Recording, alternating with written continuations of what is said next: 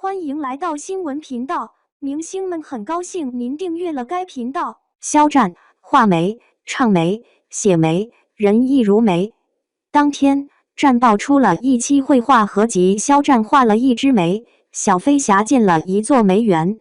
一开始，战报是挑选了元代诗人王冕墨梅里的2句诗，来搭配他的画儿的“不要人夸颜色好，只留清气满乾坤”。但是总感觉少了点什么，思来想去，改成了清代诗画家李方英的“愿借天风吹得远，家家门巷尽成春”。对了，这样才符合肖战的气度。他从来都不是拘泥于自身是非成败的人，他的天真和傲骨，他的胸襟和执拗，是属于光风霁月、暗指听澜的大海般的湛然和辽远。经过这1个多月的网暴，他更似一株傲雪凌霜的寒梅，求取苍劲，坚韧不拔。同时，梅又为古代高洁之士所喜，至今也载着文人墨客的抒怀之意。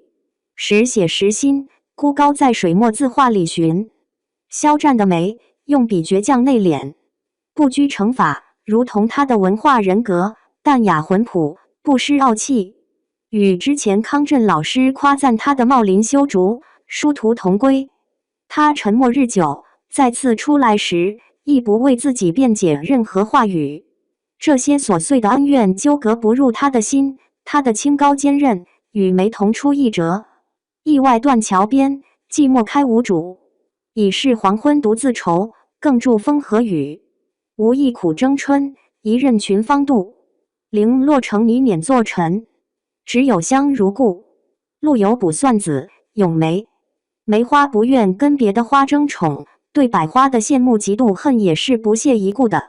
即使凋零碾作泥土，也清气悠长，不减暗香。花中之魁，岁寒三友之一，不是浪的虚名。一种精神如是，就是我们中华民族的传统精神啊！任外界纷纷扰扰，我自潇洒静无尘。苦寒吗？不怕，它不是看似十全十美，但经不起推敲的玩偶，更不是弱不禁风的温室嫩芽。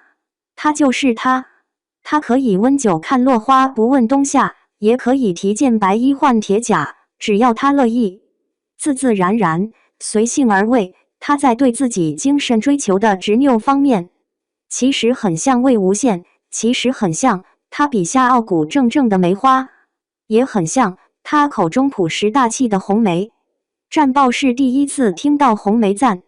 关于唱得好听与否，战报不是音乐界专业人士，无法有理有据、旁征博引来说明。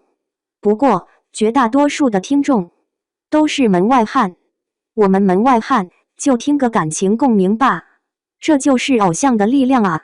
他唱了，就有很多的年轻人听到，且愿意去学、去想、去铭记、去传承。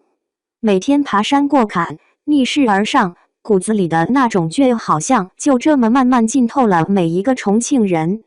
哪怕生活没有那么的顺心顺意，哪怕生活总要面对各样的困难，但是依然要坚定地向前看，向上走，不回头。肖战的倔，我们都看到了。